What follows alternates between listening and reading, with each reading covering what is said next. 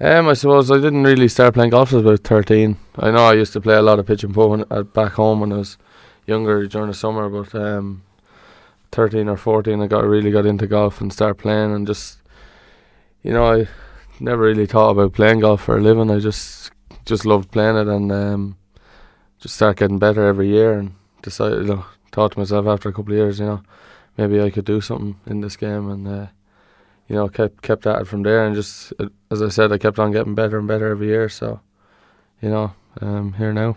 I'd imagine the pitch and putt probably didn't hurt anyway in terms of the early game. A lot of very good players start off with playing pitch and putt.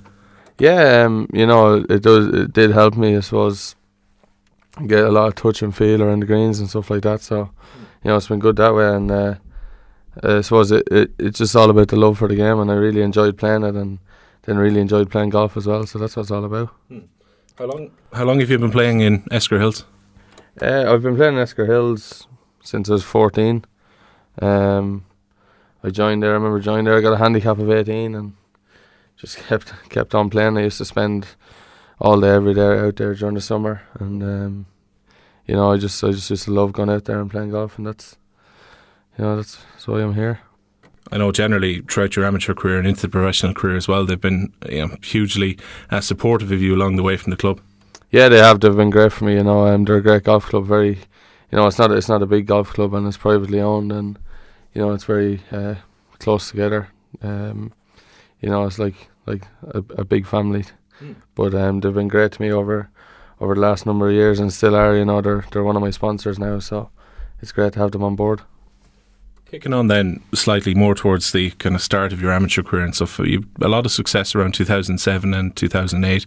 I know we spoke on the programme at one stage and you were saying that the aim was always to become professional but do as well at amateur first of all. It was probably, I'd imagine, a great experience within the amateur circuit to start. Yeah, amateur golf is the amateur golf in Ireland and all around Europe is it's very big, and more so I think in Ireland you get a lot of crowds coming to watch the golf, and I think that stands the players when they turn professional, because they're not really fazed by anything.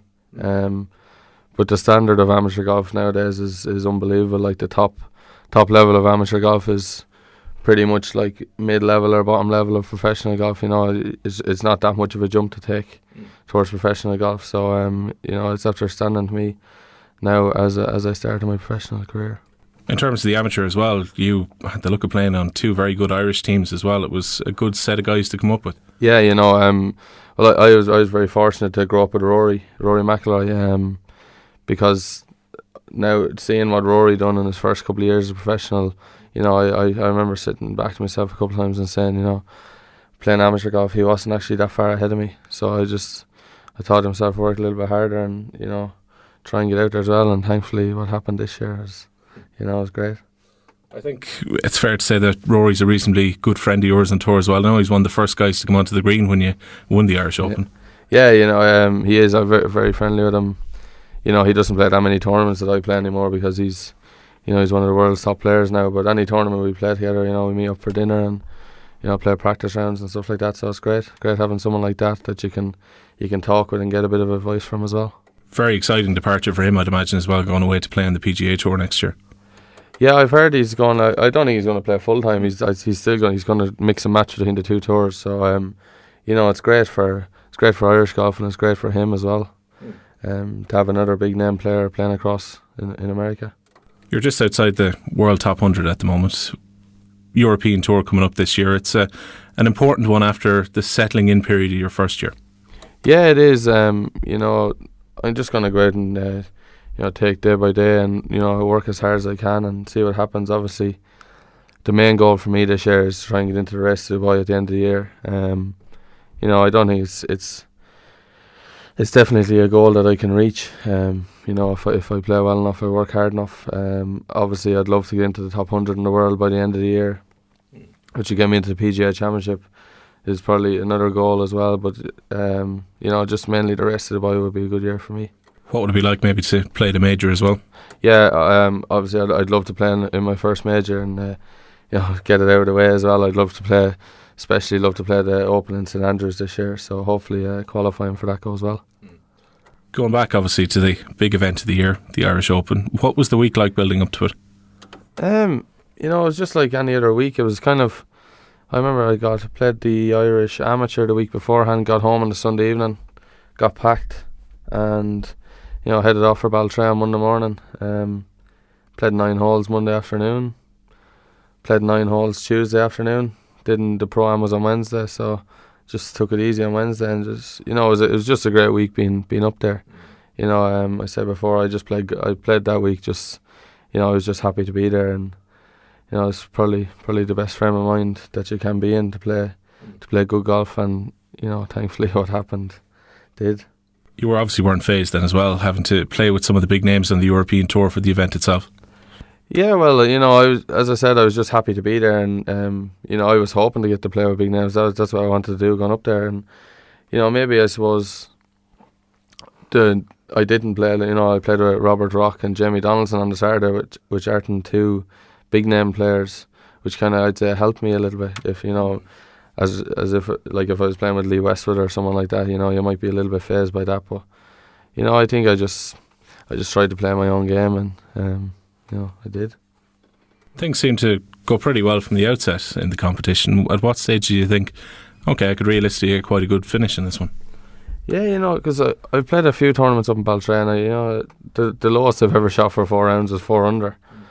I went out in the first round, shot 5 under. I was very happy with that. I think I was inside the top 20 or 15 or something like that.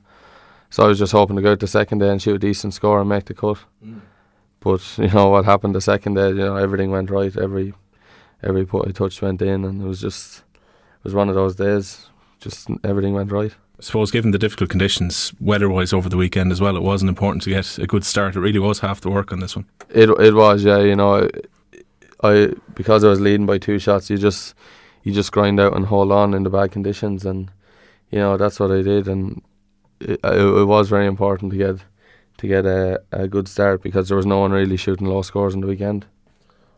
You said you were feeling nice and calm and relaxed going into the week itself. How did it feel when you got up on that Sunday and thought, I'm into the final round, massive event, and this is a big opportunity as well? Yeah, I was definitely the most nervous I've ever been going out before a golf tournament. But I had there's a good few people in the house, me, a few of my uncles and my girlfriend and stuff, and we had a good morning in the house. We had a good laugh, and I didn't have any breakfast, so I wasn't able, but that's what I say about the week. We had a great week all around. A lot of people. I rented a house up there, and we just had good fun all week, and they were very helpful to me on the Sunday morning as well. Into the closing stages then of the Sunday, yourself and Robert Rock were staying fairly nip and tuck in the final holes. At that stage, going on to the 18th, must have been heartbreaking first of all, I suppose, to miss the putt for the opportunity to win it.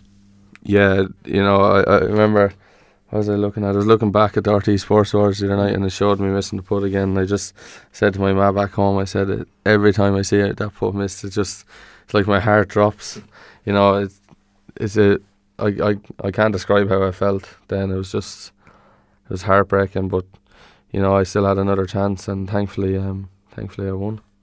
For those of us who were watching it on TV in the day, it seemed like it was a very long period between the 18th hole and then getting on to the playoffs. What was running through your head as you were waiting to go back out and have that second chance? Yeah, well, I had to go in and sign my card, and as well, and the rain was coming down. It just all went so fast. I can't really, people say, what do you think what were you thinking about when you missed the putt? I can't tell you. Everything just happened so fast, and to be honest, I didn't even know it was raining that heavy until I looked back on it. It's all a blur really.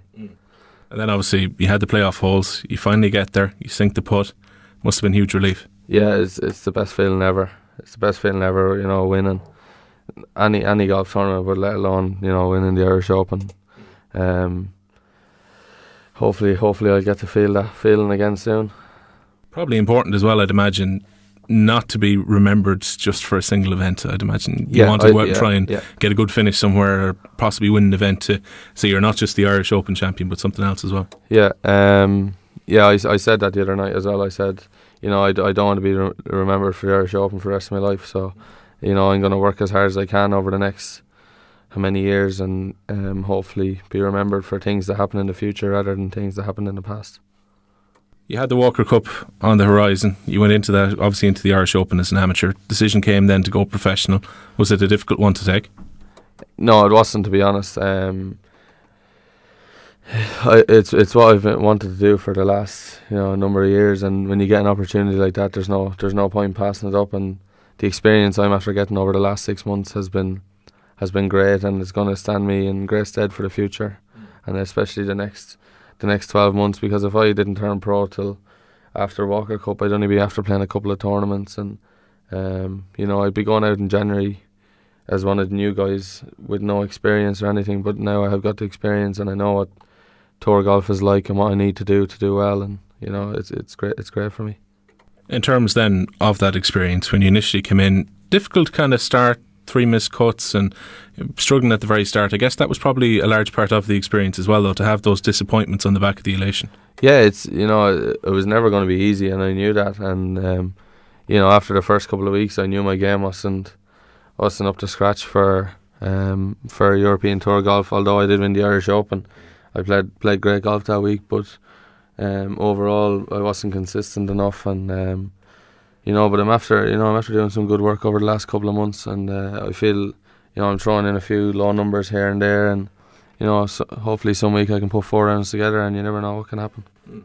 Particularly toward the end of the year, Asia was very kind to you, and at the Master Series event as well. There were important scores, I'd say, to get at the end of the season. Yeah, and in Shanghai, the first round, 66, one off the lead in the World Golf Championship is great, and it's a great experience to be kind of up there with all the big names, and get that feeling, and it's the feeling that you want to have, and it's gonna make me work harder, because that's where I want to be, that's where I want to play, is all in the majors and the World Golf Championships and all the big events. So, and then again, finishing third in Japan was great. It's great to be up there on the back nine on a Sunday challenging for the tournament. It's where a golfer wants to be. Asia obviously is a long way away. There's been plenty of trips and travelling over the last 8 months or so. How have you been finding that side of it, to be on the road on a kind of a permanent basis for the first time? Yeah, Asia was tough, 4 weeks away from home, especially after miscutting Hong Kong. I was very disappointed, and it was the 3rd week out there, and all I really wanted to do was go home. But I picked myself up and said to myself, right, I've got 1 week left, and go out and give it a lash, and I did, and I done well in Japan. So you just have to. It's part of the job, and hopefully I'm going to be doing it for the next 20 or 30 years, and that's the way it is. One of the adjustments you had to make was a change in caddy. Was that a difficult decision to make? Yeah, it's been the most difficult decision of the year so far. Obviously, I was very good friends with Shaper, and I still am. I still meet up with him, and but I think I sat down, I talked to a few people about it, and for my career going forward, I felt like it was the right thing to do, and I still stand by my decision and think it was the right thing to do, because I've got Dermot Byrne on the bag now, and he's very good to me, and we're very friendly as well, which is great. It's great to have a friend out there. As I said, when you're away for 4 weeks in Asia, if you're on your own all the time, it gets very lonely. But I spend a lot of time with him, and he's been great to me, and he's a very good caddy as well. Dermot's worked in the past as well, I think, with Peter Lowry and some other people on the tour as well. I'd say his experience is probably helping you along too. Yeah, he's been out there for 15 years, so he knows the ropes, and he's very experienced, and he's very hard working, and he's very ambitious as well. So I think the two of us together are a good team. In terms of that loneliness, who are your friends on the tour that you get on well with? I suppose a lot of the Irish players. We all get on well together. Gary Murphy, Garrett Mabin, Michael Hoy, Damien McGrain, Peter Lowry. All the Irish players just kind of get on well together, play practice rounds together and stuff like that. So it's great that there's a good bunch of lads out there now. So it's great. Does it help as well that for the best part over the last 18 months or so, Irish golfers have been doing tremendously well on the European Tour, probably fighting a little bit, over the odds and doing extremely well, good finishes on nearly every tournament now? Yeah, there is, I think there's maybe 12 of us out there now, something like that. And I think, the Irish players are doing well, and for such a small country, there is a lot of players. And it's great to see Irish players doing well, and I'll be the first one to to congratulate a player if he wins or does well in a tournament, and I'm sure they'll be the same to me.